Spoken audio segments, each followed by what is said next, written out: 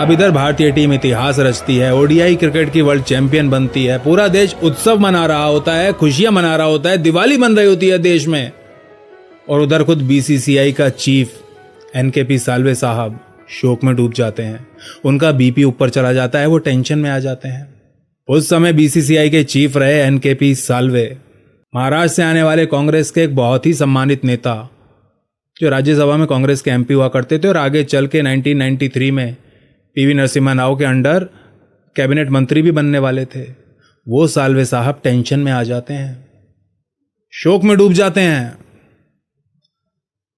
क्योंकि उन्हें पता था कि हमारे बोर्ड के पास अब इन खिलाड़ियों को देने के लिए एक पैसा नहीं है। इसीलिए भारत के वर्ल्ड कप जीतते ही वो पहला फोन ना ही देश की प्रधानमंत्री इंदिरा गांधी को लगाते हैं और ना ही उनके सुपुत्र और कांग्रेस के जनरल सेक्रेटरी राजीव गांधी को।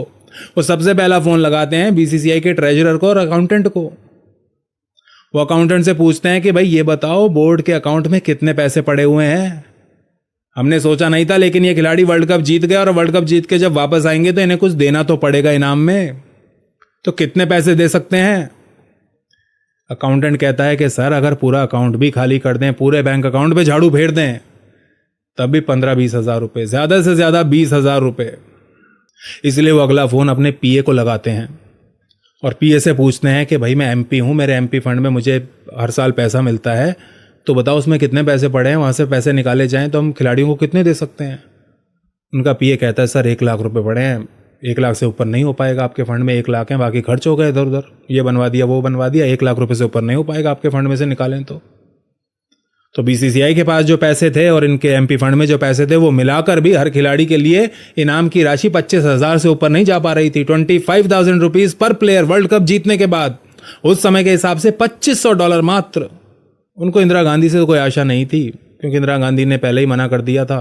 उन्होंने फोन लगाया था पीएमओ को, वो इंदिरा गांधी जी से बात करना चाहते थे, लेकिन बात हो नहीं पाई थी। लेकिन इंदिरा गांधी जी के पीएमओ में आसपास जो उनके रहते थे पीएमओ में, उन्होंने साल्वे साहब से फोन पे ही साफ मना कर दिया था कि भाई पैसे नहीं है, संविधान में कोई ऐसा प्रावधान नहीं है जिसके तहत पैसे दिए जा सकें।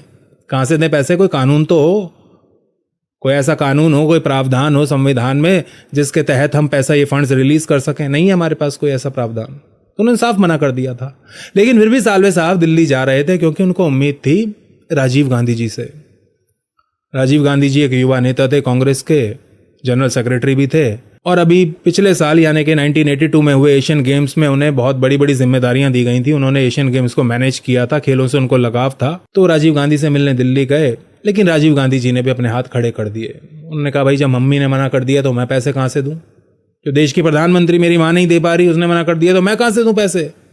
मेरे पास तो नहीं है पैसे देने के लिए, ना मेरे पास कोई ऑफिशियल पोजीशन है, मैं कोई मंत्री नहीं हूं, कुछ नहीं हूं, पैसे कहां से लाऊं? राजीव गांधी जी ने भी हाथ खड़े कर दिए। साल्वे साहब अपना समूह लेके मुंबई वापस आ गए और बहुत ज्यादा टेंशन में थे कि भाई अब खिलाड़ियों को दें तो दें क्या, पैसे लाएं तो लाएं कहां से? दर दर की ठोकरें खाने के बाद साल्वे साहब एक ऐसे व्यक्ति को फोन करने का निर्णय करते हैं जिसको क्रिकेट से बहुत ज्यादा लगाव था। भारतीय फर्स्ट क्लास क्रिकेट की, डोमेस्टिक क्रिकेट की, भारतीय क्रिकेट एडमिनिस्ट्रेशन की एक larger than life image, Raj Singh Dungarpur. Rajasthan की प्रिंसली स्टेट डूंगरपुर में जन्मे हिज हाईनेस राज सिंह डूंगरपुर। 1955 और 71 के बीच राज सिंह डूंगरपुर ने कुल 86 फर्स्ट क्लास मैचेस खेले थे और इन मैचेस में उन्होंने 208 विकेटें ली हुई थी। साल्वे साहब जानते थे कि अब कोई मेरी मदद अगर कर सकता है इस पूरे देश में तो राज ही कर सकता है, उसके अलावा कोई नहीं कर सकता। और जैसे ही वो राज सिंह डूंगरपुर को फोन करते हैं और कहते हैं बताओ भाई राज क्या चल रहा है, सब बढ़िया? उधर से उत्तर आता है, अरे साल्वे साहब आपके ही फोन का इंतजार कर रहा था। क्या बात है, पूरी दुनिया को फोन घुमा दिया और मेरी याद नहीं आई? मैं यही सोच रहा था कि साल्वे साहब मुझे फोन क्यों नहीं कर रहे हैं। साल्वे साहब अवाक रह जाते हैं, कहते हैं राज तुम्हें तो पता ही है सब यार, फिर क्या चल रहा है, बताओ क्या करना है? डूंगरपुर उनसे पूछते हैं कि आप कितनी इनाम की राशि घोषित कर सकते हो, कितने पैसे हैं आपके पास जो आप खिलाड़ियों को दे सकते हो? साल्वे साहब कहते हैं कि भाई राज 25,000 से ऊपर नहीं जा पा रहा है आंकड़ा, तो मैं क्या घोषणा कर दूं? डूंगरपुर कहते हैं नहीं, बिल्कुल भी मत कीजिएगा, मैं कुछ करता हूं। साल्वे साहब टेंशन मत लीजिए, घोषणा मत कीजिएगा 25,000 की, मैं कुछ करता हूं, रुक जाइए अभी। दोस्तों ये वो समय था जब राज सिंह डूंगरपुर और भारत की लेजेंडरी गायिका लता मंगेशकर के बीच बहुत अच्छी दोस्ती थी। दोनों बैचलर्स थे, दोनों ने शादी नहीं की हुई थी, दोनों बैचलर्स थे और दोनों के बीच पर्सनल रिलेशनशिप थी, व्यक्तिगत रिश्ता था और काफी गहरा रिश्ता था, नजदीकी रिश्ता था। राज सिंह डूंगरपुर लता जी के पास जाते हैं और कहते हैं, लता तुम्हें तो पता ही है भारत ने वर्ल्ड कप जीता है। लता जी कहती हैं, हाँ पता है, और तुम क्रिकेट की बहुत बड़ी फैन भी हो, क्रिकेट को रेगुलरली फॉलो करती हो। लता जी कहती हैं, हाँ करती हूँ। भाई क्या हो गया, बताओ तो सही है, पहेलियां क्यों बुझा रहे हो।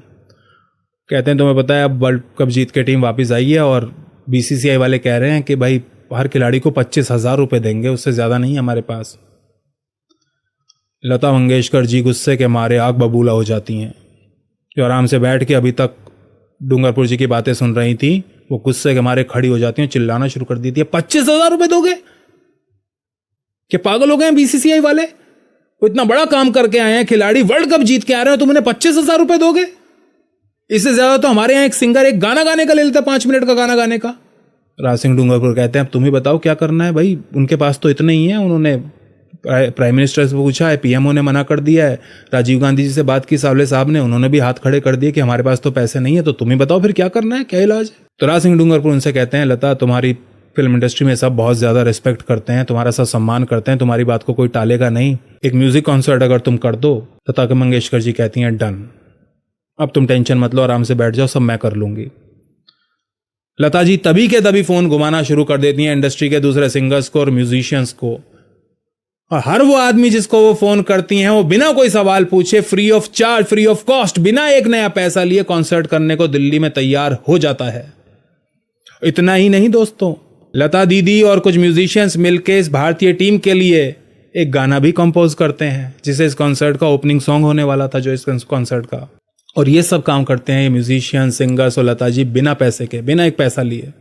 कॉन्सर्ट से पहले जब भारतीय टीम दिल्ली पहुंचती है तो वो इंदिरा गांधी जी, जिन्होंने पैसा देने से साफ मना कर दिया था, वो फोटो खिंचवाने के लिए मीडिया के सामने टीम को वेलकम करती हैं, सामने आ जाती हैं। और जिस दिन कॉन्सर्ट होता है तो स्टेज पे खिलाड़ी, लता जी, बीसीसीआई के कुछ ऑफिशियल्स और राजीव गांधी भी खड़े होते हैं, जिनका कोई लेना देना नहीं था, जिनके पास कोई ऑफिशियल कैपेसिटी नहीं थी, कोई ऑफिशियल पोजीशन नहीं थी, वो भी आ जाते हैं वहां पे। उस समय तो पैसा देने के समय पे कोई नहीं आता, लेकिन जब सब कुछ हो जाता है तब वो आ जाते हैं। खैर, 17 अगस्त के दिन दिल्ली में कॉन्सर्ट शुरू हो जाता है और कॉन्सर्ट का पहला ही गाना लता दीदी जो गाती हैं वो वही गाना था जिसको विशेष रूप से भारतीय टीम के लिए कंपोज किया गया था, और इसके बोल थे, भारत विश्व विजेता, भारत विश्व विजेता।